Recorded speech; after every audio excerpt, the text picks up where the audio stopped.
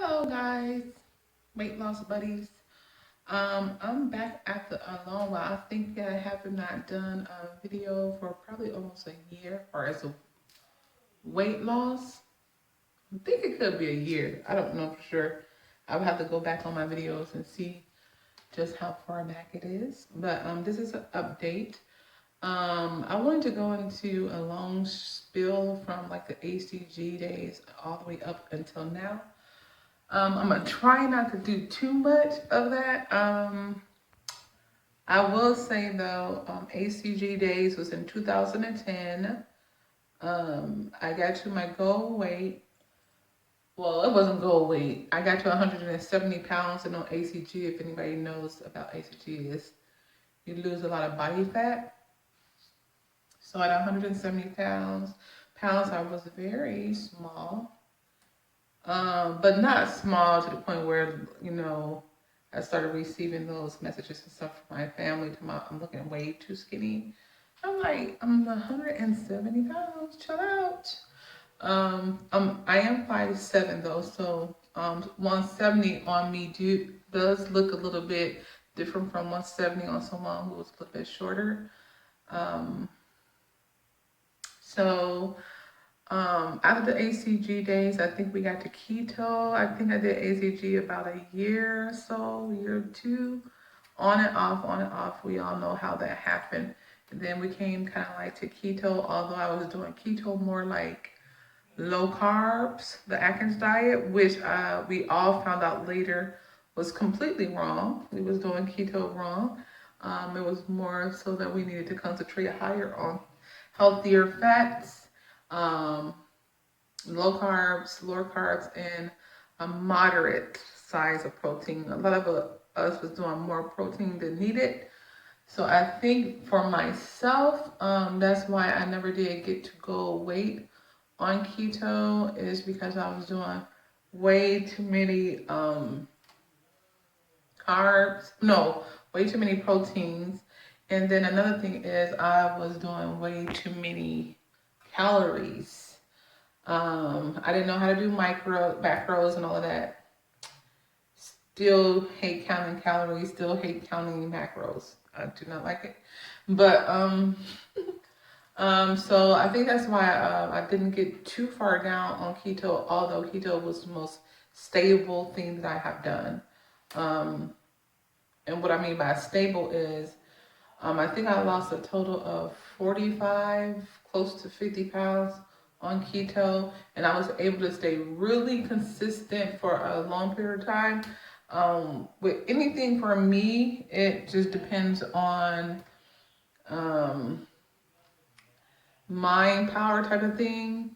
Now with keto, I never had that struggle with whether I'm going to do it or not. It was just the ultimate plan for me. But once I get familiar with things, I kind of get really complacent. And so for a while there, I got really complacent. I think I tried the TLC teas. I tried that. I don't like pooping a lot, so TMI. I don't like that, so I don't think I did that for too long. Although I will say it worked amazingly on the stomach area. So the stomach area went down a whole lot.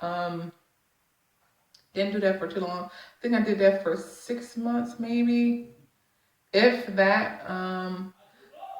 Like I said, most of the stuff is you have to be able to afford most of the stuff.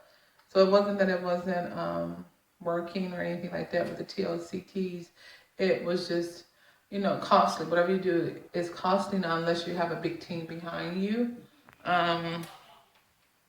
So back to keto. So as soon as I got off of that, I would go back to keto. So I pretty much stayed consistent for a long time as far as the 50 pounds or a little less than that until, like I said, I get complacent and then it just start going up. I never let myself get past a certain weight though.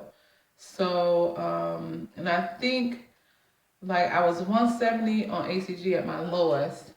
After HCG, I went up past the 200s and never been under 200 since 2010, which is terrible. So I'm really happy to see Wonderland again. That's been a while since 2010. So what, 10 years? Have not got there, but I'm losing about 50 pounds. I think I got really close to getting to Wonderland, but like I said, or I did get a little bit under. Did I get a little bit under? Probably did, somewhere in between that. I know like right now it's my heaviest weight that I've ever been, ever. Although I will have a discount, which is 252 pounds. Now, my 252 pounds at 5'7" may not look like somebody else 252 pounds. I tend to wear my weight really well. If it was a way for me to show my whole body, I would, but so I tend to wear my weight pretty well, but I can say I didn't really get past, whenever I got past 220 or something like that, I started freaking out and just started going to hyperdrive mode to get back under again. So within the last 3 months here, I really just just let go and just did not do nothing for the last 3 months. Something like it's rattling. I have a big bathroom, but I'm in the bathroom because the lighting is really good. So this is a huge bathroom, and that door back there is my closet right there, which extends to another big old part. And this here is my bathroom. Okay, coming back. So yeah, I would always go crazy when I got to 220, 230, and I would just freak out and start doing whatever I can to get down closer to the 200s. But that's been a little more difficult because, like I said, here lately I just let go, especially just coming off the Christmas season. Right now it's January the 16th. Like I said, my highest is 252. Never been that high before, although I will say in 2016, my 230 pounds in 2016 looked different from my 250 pounds, 252 pounds now. Well, this is day 3 of the ADF, alternate day fasting. So I look up, I'm down from that 252. By day 3, I'm down about 7 pounds. So alternate day fasting, I'm gonna get into all of that probably in a part 2, so this one won't be too long. But this is day 3 on doing that, and the one girl that I found out about the alternate day fasting for us, her name is Rachel Sharp on YouTube. She talked about how she lost, I think when she first started, she was almost 230 pounds. And she started doing alternate day fasting. In her first month, she lost 16 pounds. Within 7 months, she had lost 98 pounds. And that was absolutely, she said, no exercising, no, she did calculate her calorie intake for the day that she did eat. So she stayed within her calorie range within the day that she did eat. So on one full day, she said her first week, she basically allowed herself on her fasting day to go 500 calories. But then on her non-fasting days, she would eat within her calorie range. And with doing that for 7 months, she was able to lose 98 pounds. And this is from somebody who cannot lose weight at all. I'll do my best to kind of like put her link in the description and everything if you guys want to go see her and what she did. So that's how she did hers. She did not exercise for 7 months. She ate normally. She didn't low carb. She didn't do anything like that. She and then she just fast one day, and on the other day she ate within her calorie range. So of course I'm like, I don't know, I gotta try it. Fasting for me is, that word alone is just so taboo, because I used to We used to be in deep poverty when I was younger. And so not having food kind of like really freaks me out. Or the thought of not having food or fasting, it do trigger something. So I have to really mentally prepare if I'm going to do something of that nature. But strangely enough, like I said, I had already started doing my keto again 3 days prior, so the cravings wasn't as high.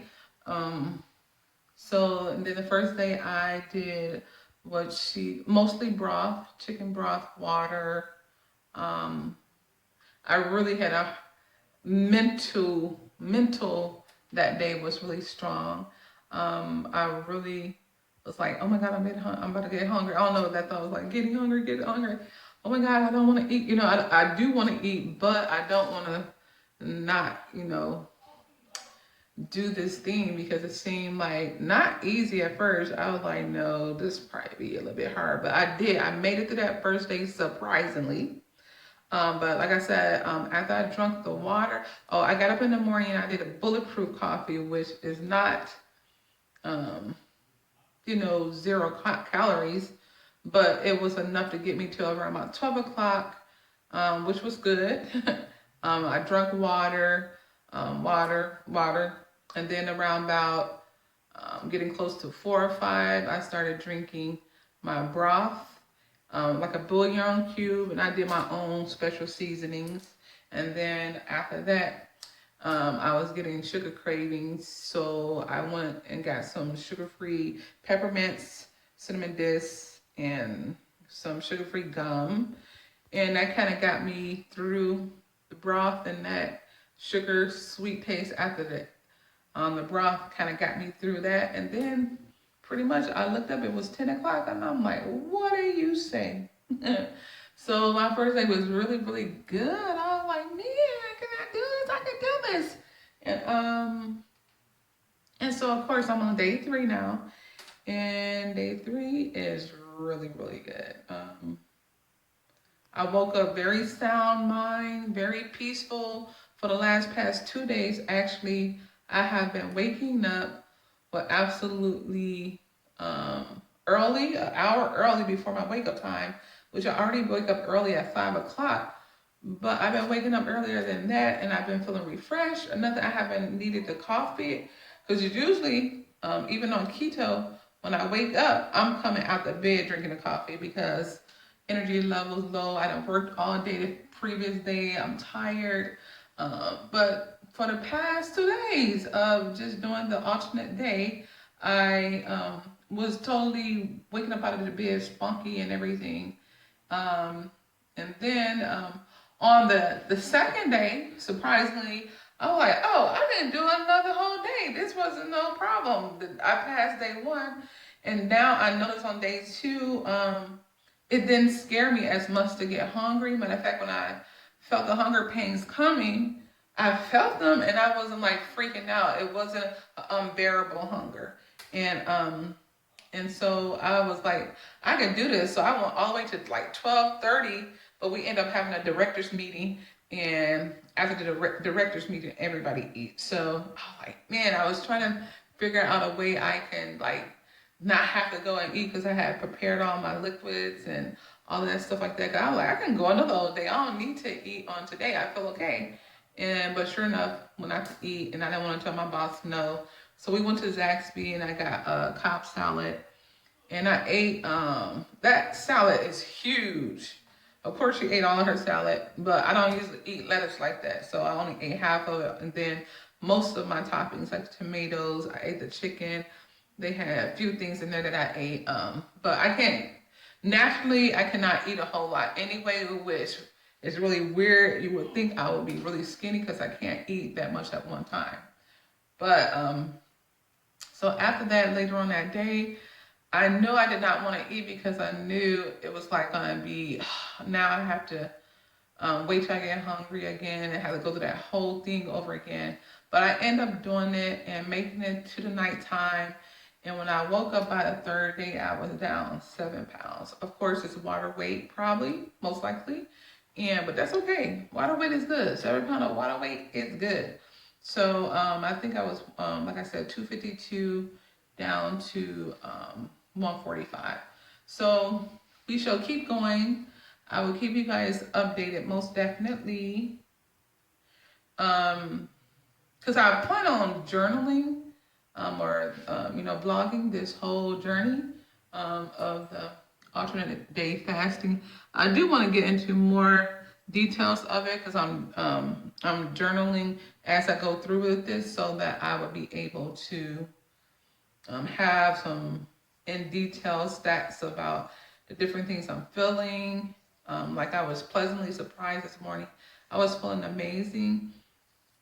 I was kind of worried about once I started smelling food and social eating and all of that. But I seem to have done pretty well today. Today was my, although I think what did I do? Oh, I had some Cheetos that I was giving to my little aftercare kid, and I think I ate about 3 or 4 of those. And I was like, but I told myself, okay, you better stop doing that. Oh, and I wanted to tell you guys what I'm doing. I am going to do the keto on my off days. I'm going to exercise, which I haven't been exercising for 3 days because I haven't had so much energy. And I will not be doing the 500 calories if I can, but on the fasting days. I know today I did do about 500 calories because I made soup inside of my, oh, it's going to cut off. So I better end it. Okay, so I'm going to come back with a part 2 and finish telling you guys about how everything went. Nice to talk to you again. Bye bye.